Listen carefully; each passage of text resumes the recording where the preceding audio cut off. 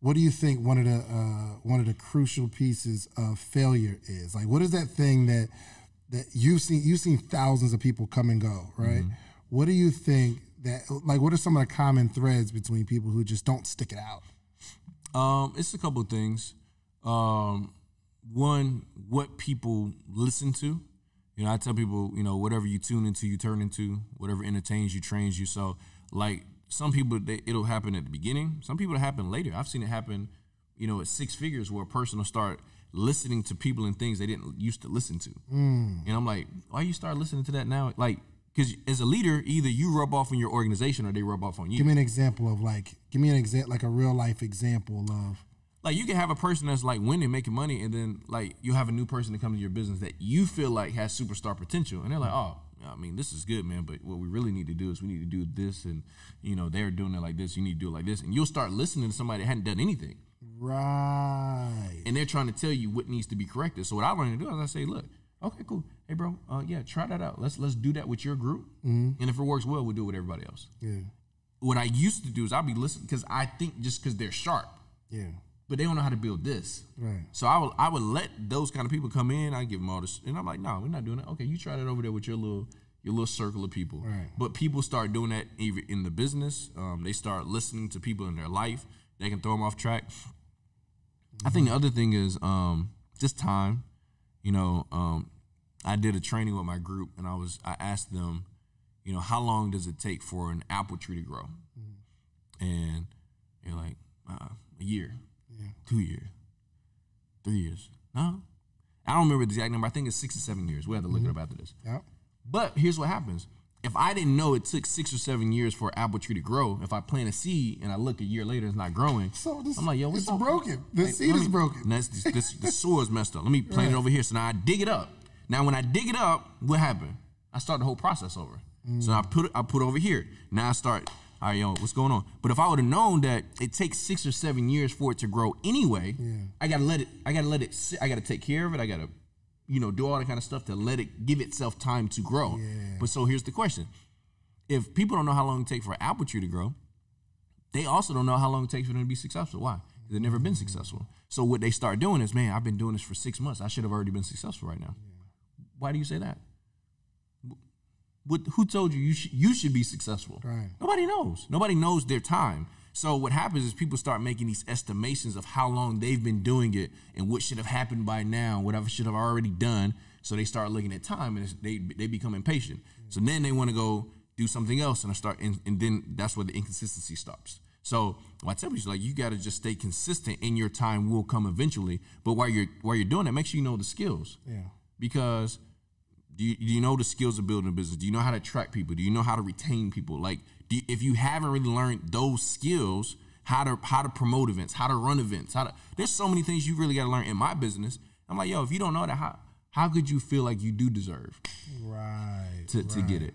And the thing is this, that even with the apple tree, just because you don't see it coming out of the ground don't mean it's not some stuff happening down below. Yeah. And so you can mess up this entire process because you're looking at other things, and you know people, like, you heard the saying that, you know, grass is green on the other side, but there's dirt there too. Yeah. And so when people start, you're like, yo, you looking at all this stuff, but you actually had something that was good. And once the apple tree really grow, bro, it'll take care of a family for generations. It ain't just a one season thing. And that's where the development process comes, in my opinion, because once you really know how to do it, like, I feel good about this process in my business because I actually know what I did. Yeah. Like, it wasn't no, like, hey, Justin, here's 5,000 people, just manage them. Like, no. I know the presentations I did. I know what the work I had to do. I know what environment I had to create. And when you do that, just like growing that tree, now you're like, okay, well, I know how to grow a tree. So if we want to, you know, have an orchard, I'm planting a lot of seeds. I know how to take care of it. But in 6 or 7 years, we'll have hundreds of trees that are not growing. And I understand how to do it because I did it one time. Yeah. So give me an example of like development, maybe something that you really struggled with and what you did and what were the results. You know what I mean? Just being able to document development. You feel me? So like, for instance, I tell the story often that I used to drink until I realized my pattern, that the next day I feel terrible. and I'm just not productive. Like and here's the thing, and maybe it's just my body, because I can have 2 or 3 drinks and it's not overdoing it. It's just that next day I'm just dragging, and it was just one of those things that I had to really sit back and make a decision. Do I want to have those nights out with my friends and cost me a whole day of production? Because at this point, I'm trying to build a business. I'm trying to do it. Yeah. And I just had to notice the pattern. So I had to make a conscious reminder of what am I going to do tomorrow? That was my whole thing. I got to identify what I'm going to do tomorrow. Yep.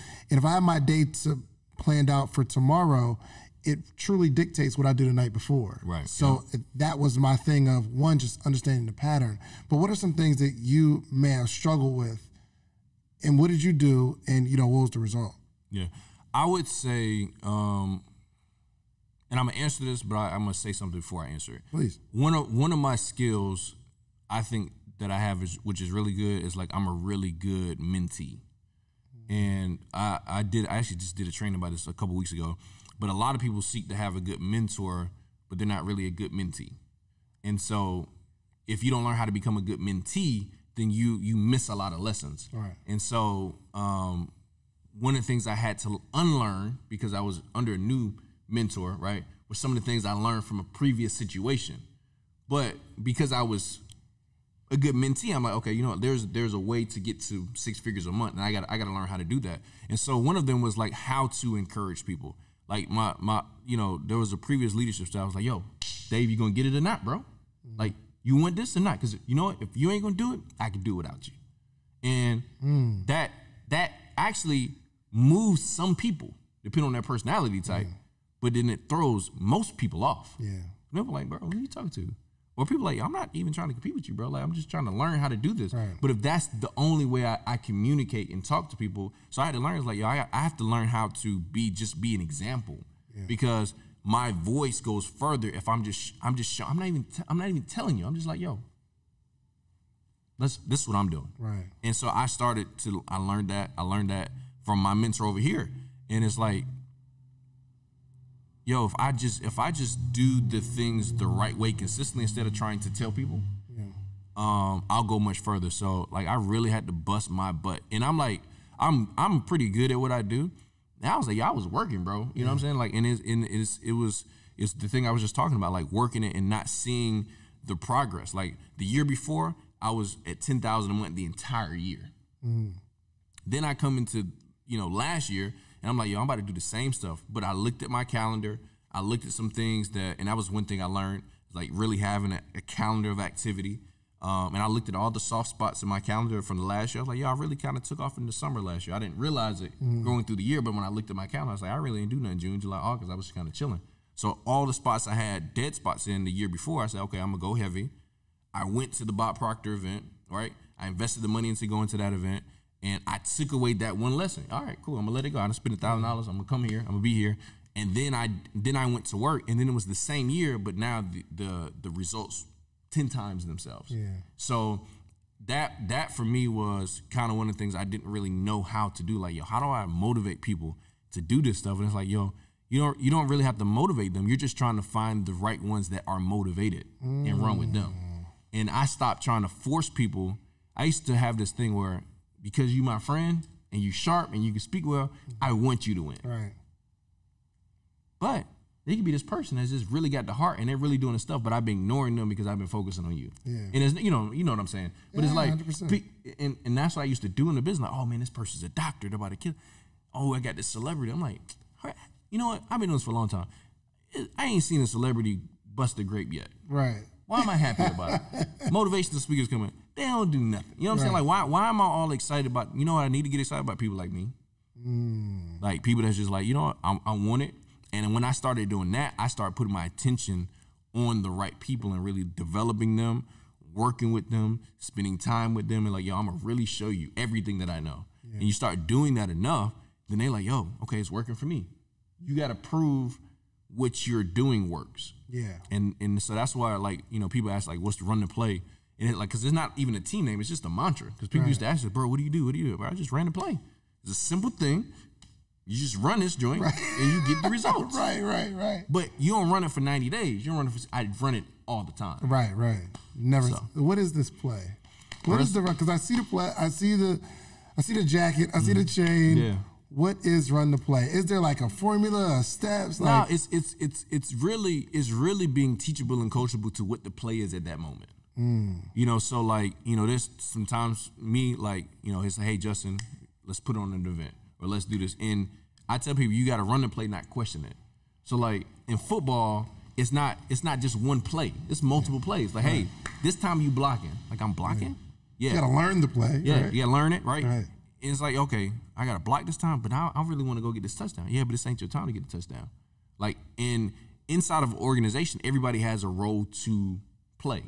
And if everybody plays their role, then the whole entire organization can win. So it's that aspect of it. Like first you got to learn to play, right? And then you gotta learn how to run it effectively and get coaching throughout the process. So whether that's doing presentation, whether that's promoting events, that was another thing I learned too, because in my previous company, I didn't really like it. Like events was almost like a money thing.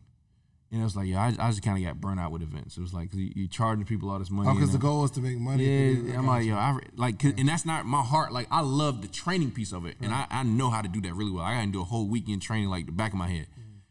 But I was like, man, I don't really like doing that joint. And so when I came over to this company in this environment, I didn't really want to promote events because of my last exposure to events. And it was like, no. That ain't it. That. This is why we do it. This. Like I've done events, bro, where I lose money. Yeah. I'm like, yo, I got an event in Miami. I got a nice house I rented. Then I got a yacht that holds like 300 people. We doing, and I pay for the whole joint. And I'm like, back in the day, I'd have been like, okay, 75. Am I gonna get my money back? Like, not only can I make my money back, can I make something? Can I make a couple dollars? You know what I'm saying? Now I'm like, y'all just come. Because I realize the point of the event ain't about making money. I'll make money from the event, but not from the event. So that's more serving on a higher level. It's just a whole different mindset. Wow. Yeah. So it's learning how to move people. And so like running a play is like, there's been times I've been like, that I may be like, I don't know about that, but I'm gonna run it anyway. And I know there's some people, they be like, I don't know about that, and they don't run it. Yeah.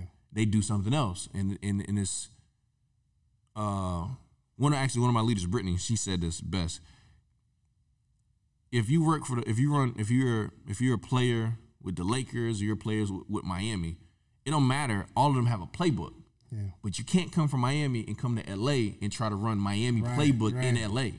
It's not that the Miami one is different, better or worse. It's just every organization, every team has a play to run. Yeah. And if you're going to be successful in that environment, you have to be the best at executing that play. Yeah, and if not, then you got to go find a play that you think works for you. Yeah. So run a play is like a mantra of like just being teachable and coachable. Have your mentor tells you do this, go run it. Because they're not going to tell you to do something that's not for your benefit. And what I did was I literally ran the play. Yeah. He said, Justin, do the presentation 4 to 6 times a week. I did it. I didn't say why, or is there an easy way to do it? What if no? I just did it. Yeah. So what have you learned? Because we had David on the show, man, and his belief is through the roof. Oh yeah, on a whole nother level. Like he's just one of those people that if he has in his mind that he can fly, like without a plane, like fly. Yeah. He's going to, like, his belief, I feel like his belief level is so he'll start elevating at some point, right? Yeah, for sure. And what have you learned working so closely with someone I believe will be one of the greatest businessmen, I believe, of our time? What have you learned from him? Just that belief, like having a high level of belief and really how to create it, like, again, run the play. He said, like, you probably heard about him on audios. Hey, how your gold card? Don't tell me you got the check. You know what I'm saying? Don't tell me you got the check. No, but I got the gold card. I got the gold card right here. You know what I'm saying? I love it. Got the dollar here, like, wrote out. So it's like all the stuff. Can I see it? Yeah. This is all right. I got my next goal in here, so I'm on the airplane. I got my goal, so I put it up on my seat. So it's like all the things I heard him say. He didn't even have to say it directly to me, but he said it. Bro, it's funny. It even got crazy, like in my, not the last S class, but the S class before that. I was going to the tire place, and you got the images in the car of your next car, and the guy was like, something happened, and the sticky stuff fell off in the car, and I just put the pictures in the trunk, and I got the tires done, and the guy like, you changed your mind about your Bentley? I was like, no, why you say that? He's like, because the pictures used to be up everywhere, they're not up no more in the car. I was like, nah, bro, but I put them right back up there because like it got to a point where other people started like, yo, so you still serious about this thing? You walk in my house, I got images everywhere, pictures everywhere. Wow. And so, but that's stuff that, bro, probably 100,000 people have heard it, but do they do it? Yeah. Probably not. Right. They've heard him say, hey, you got your car, your gold card. Do we do it? Nah. Because when I listened to it, what I got from it, when I first heard his audio, because that's how I met David, through a CD. And I would just, every time he came in town, I'd buy him lunch. And we built a good relationship. Like that was 7 years ago now, 6 years ago now, just building that relationship. And in the audio that I heard, he was like, yo, I had a Louis Vuitton card with my goals wrote on it. So you know what I said? Yo, man, where you get that Louis Vuitton card from? He was like, it's not about the Louis Vuitton card. You just need a card, bro. Yeah. I'm like, yeah, but. I want the Louis. I want the Louis Vuitton because it just sound better. Right. But now, like that, I realized that was an area of not being teachable and coachable. I wouldn't run and play. Yo, just get the index. It ain't even about the card. It's about you seeing it all the time. Yeah. It increases that belief. And so that's some of the things we've learned to do inside of the environment where people believe better. So, like you go in my house right now, pillows, my pillows have my next goal on it. Before I had this watch, I had an Apple Watch that had this watch on it. So every time I looked at my Apple Watch, I love it. I saw the watch that I was getting. And so I started like learning how to do things that he was doing my own way and applying it to my life. And then we started teaching people the same way to do it. So creating that belief and how to do it consistently and not stopping. Like, I see him doing it. Like, first it was, $1 million a month. Now it's $1 million a day. And, last week he just had $1 million a day trading Bitcoin. I'm like, yep, boom, perfect. It's working. So it's just like $1 million a day trading Bitcoin. Yeah. So like when you start seeing this stuff, you're like, oh, well, why can't I do it? Like I don't have to write down $1 million a day now, but I'm like, okay, cool, 100,000 a week. That's what we're going for right now. You know what I'm saying? Because I'm doing it a month. I'll just keep growing it. But now that I know how to do it, I know how to do it consistently. Yeah. And not get thrown off by time. Yeah. Not get thrown off by the people coming or people leaving or people staying. I don't none of that matter. Yeah. What matters is my belief level and my activity while I'm going to do it. That's dope, and that's a great lessons from someone really successful. Mm-hmm. Now I'd like you to give me something that you've learned from someone that isn't successful. Like one of the most powerful points you've ever learned from someone unsuccessful. I'll tell you mine while you think about it. Yeah, let me think about that. It was me, I think my man Kaz, and somebody else was there. We were downtown on Peter Street. Dante Robinson. So we were downtown on Peter Street, and a homeless guy comes up, and he says, hey, I don't mean to bother you, gentlemen, but do you think you have any change to spare? Mm-hmm. Really well-spoken guy. And I'm like, sure, I got a couple dollars. But he was so well-spoken, almost like the first word that come to mind is like scholar. Like, yo, you could tell this guy's well-educated. And he said, you have any change to spare? I say, sure, but I don't want to be rude. I don't want to be offensive, but how did you get to this position? Because I know, like, you've been educated somehow. Mm-hmm. And he said, well, no problem. I'll tell you the story. And long story short, he said, I wound up losing everything behind, an addiction. And he said, what happened was I had a really good job, beautiful house, beautiful family. And the guys in the office, they would go out on the weekends or after work and hang out. And I'm like, nah, I'm good. But one time he said, okay, I'm going to come this time. And he said he goes and he sees them doing all kind of crazy stuff, all kind of drugs, and it's happening, going down. And he offered to him, and he's like, "No, I'm good. That ain't my speed." But he kept hanging out with the guys, right? And I keep getting offered. He's like, "No, I'm straight. I'm going home after this. I just came to kick it." But one time, they offered and he tried it, and it wasn't that bad. And you just go home, go to work next day. Next time he goes out, guess what happens? He gets offered again. And now you're a part of this, right? And he said, what happened was maybe the addiction didn't hit me. I mean, maybe it didn't hit them the way it hit me, because I really became addicted. And like, I'm getting high at work and all that kind of stuff. Wow. Dang. And he said he wound up, something happened. He lost his job. And, losing his job, it put a lot of stress on his family, and his family left him because he still got this addiction. His family knows now, so they leave. And he said, I wound up here. Wow. One of the most important lessons I've ever learned in my life is your environment is so powerful that you're one step closer to becoming it. Like, and I mean, for a while, I stopped hanging out with some of my friends going to the club, and don't get me wrong, there's nothing wrong with hanging out with your friends, but I made a declaration that I wasn't going to drink anymore, but every time I'm with my friends, they're drinking, so it becomes harder and harder. And I said, one day I'm going to become it. Yeah. One of the most powerful lessons you drift. Yeah. And then I read the book, you know what I mean, Outwitting the Devil. Oh, yeah. And one of the major points are the drifters. They just go along. So I'm like, I don't care how strong my mindset is.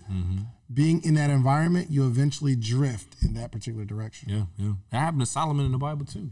He was like, he probably thought I'm wise. These wise, they not gonna throw me off. And next thing my man out there praying with him. You know what I'm saying? Right. Yeah. And I, one thing I would say with that is like, that's why even now in business, like people say stuff and they do stuff and operate different ways. And I'm just like, man, life is already tough. I don't need to add any more problems to it. You know what I'm saying? Because like even like a simple smoke addiction, like you can add another problem on your life and your life already tough. Like there's no need to make it tougher. Yeah. You know what I'm saying? So that's a good question, but I was thinking like, because my philosophy is I really don't listen to people that don't really have the results, that I want, but you can learn lessons. For sure. I've learned lessons from people that thought that they had made it big, and then you realize that they really hadn't. And what I would say is like, I think one of them is like just how to be responsible with money.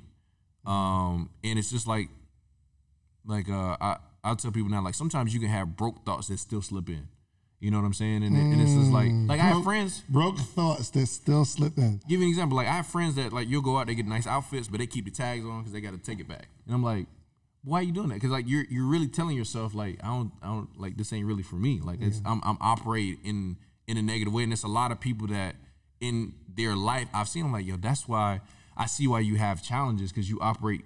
You're still trying to cheat the process. Yeah, for sure. Like either you can get it or you can't. Either you can afford it or you can't. And I would be trying to figure out, okay, how can I get that, but for 75% off the price? Then I go out with my mentor and he'd be like, yeah, let me get 3 of those. I'm like, you gonna negotiate or nothing? You ain't gonna buy. So yo, no, you don't. I used to be like online if I buy something, discount code. And I'm not saying that it's wrong to be conservative and use your money wisely, but there's also a thought process of like, yo, sometimes you just pay the price. It just is what it is. Like, when I got the Rolex, it wasn't nothing like you go to the Bentley dealership, just like, do you want this or not? Right. I told the guy, I was like, well, I saw some online, another place, a different price. He's like, well, you may want to go there. Like, well, got you together. You know what I'm saying? Like, I'm like, okay, you know what? I've learned there's a certain place that you just can't negotiate your situation. Yeah. As far as like feelings, I really would have to think about that, bro. Like, who do I know that's like really feel? It'll probably hit me when I get in the car too, but yeah, I've just learned not to really listen to people that don't have the results, because I don't even want to plant the seed into my head. For sure. I had a lady that came up to me at an event, it was probably like 2 years ago, and it was not a business event, it was just like an outside event. And she was like, do you remember me? I was like, I'm trying to. She was like, I was at a presentation you did a couple months ago. I was like, oh, okay, what's up? Did you get started? She's like, nah. I was like, oh, girl, I don't remember no no's. You know what I'm saying? Like, and I'm not trying to be rude. Remember the person that said no? Like, why? I'm not being rude, but I've just trained myself. I can't even pay attention to the no's. I can't pay attention to the negativity, because for me, that can make me drift. Like, there was a time, bro, in network marketing, I knew every company, every compensation plan, I knew everything about every company. And I still wasn't getting results. Over here, I know nothing about no company. It's company that's popping like, Justin, you know about this? No clue. What's that? No idea. And even now, when I hear the name, I don't go look them up. I'm like, I don't even need to know. Right. It's not even none of my business. I'm gonna just focus on what I'm doing. And when I took that approach, I just started having more success. So now I don't even pay attention to nothing else until it's time. Wow. You were really into sales your whole career, like from a young man, right? What are some tips you can give us in terms of getting the sale done? I have a product, I have a service. I'm trying to sell someone on something. What are some like takeaways that I can? First thing, I think you got to sell yourself on it. There's a lot of people that they haven't really sold themselves on their product or the value of it. Like I give an example. In my business, there's a cost and then there's a monthly fee, right? And so let's say deep down inside, you're like, man, that monthly kind of high though, bro. So now when you're out doing presentations and somebody says, hey, I can get started, but it's the monthly fee that's the high part. You like inside, you're like, I know exactly what you're talking about. You know what I'm saying? You don't say that out loud, right. But you like, but yeah, like I don't know how they got me. Honestly. Yeah, like man, I'm thinking about I was trying to get you, so I had to pay. You know what I'm saying? Like, but if you believe that inside, that's a challenge. What I do now, first thing I did was when I got started, I said, okay, how much does it cost to learn how to trade Forex? And I saw it was $30,000. I saw it was $50,000 and $20,000 that people pay. So then I'm like, a couple $100. Yeah, you gonna pay this, bro? Right. I was we were doing a training. Matter of fact, Donnie was there, and a guy was delivering pizza, and he was like, "Yo, y'all trading Forex?" Like, yeah. He was like, I was like, "How much your course cost?" He was like, $15,000, but I'm delivering pizzas while I'm going through the course because eventually I'm not gonna have to do it no more. I looked at everybody. He was like, "How much your course cost?" I was like, "Bro, you don't even want to know." You know what I'm saying? But I think from a sales standpoint, first thing you got to do is you got to believe and have confidence in your product first, because sometimes people discount stuff because they ain't got no confidence. Like, all right, man, all right, you take 50%. You know what I'm saying? You start negotiating with them instead of them coming to you. The other thing is just really communicating with people, like communicating for them instead of for yourself. I used to do that all the time, like point out all the stuff I like, stuff I wanted, why you should want to do this. And I just learned, like, it's almost like, buying cars. Like, you go to the car, you don't try to pull somebody to a car. Right. Or what they looking at? All right, cool. What do you want? And even in my business, I've learned it's sales, but you're selling people on them. Yeah. Because, like, what I learned is once I sell you on you and you buy you could do anything. So part of my business is like, I just got to sell you on yourself. Don't buy into Justin. I'm not this great guy. You are. Yeah. You're the same. You're Justin 3 years ago. Yeah. All I gotta do is show you some of the things I learned. You do it. You can do it too. But with selling specifically, communication, learning how to talk to people from their perspective, not just your own. In my business, some people think, oh, people want to sign up just because of the money. Nah, everybody's not motivated by money. Yeah. Not everybody's motivated by a yacht party, or they don't want the fun. Not everybody's motivated. Like, some people just care about people. They don't. It ain't for them. Not everybody hate their job. Right. So if your whole presentation is, yo, you need to leave your job because your job sucks. Well, no, it doesn't. Maybe I like my job. I just want to find another avenue to help other people. Yeah. Or find some culture. Or develop personally. Or find leadership. Bro, I know people that just pay for network marketing just to be around the people. Yeah. They're like, yo, this is like a social club for me, and I don't mind paying because it's a write off. But there was a time I didn't get that. And I'm like, yo, but you don't want to go make $100,000 a month. No, bro. I just want to. I want to come, invite some people. Right. But I would definitely say, like, invest into learning communication, personality types. Those two things. When I really understood that, I made a lot more money. And then confidence in myself. Bob Johnson had his. Matter of fact, me and David were in LA All-Star Weekend. And we ran across him, and we asked him, like, if there was one tip that you could give a person, what would it be? And he said, first thing is you got to believe in yourself. You got to get as many people around you to believe in you. Say it one more time. You got to believe in yourself first, and then you got to get as many people around you to believe in you. So the same thing about your product. You got to believe in it first. Right. Then you got to get as many people around that product to believe in it. And if you do that, you'll always make money. Typically, a person that's having a hard time selling, they really don't believe that joint. Yeah. And it goes back to belief. For sure. But you got to have confidence in it. You got to have belief in it. And once you do that, and you can start proving it, it really becomes kind of simple. Yeah. Wow.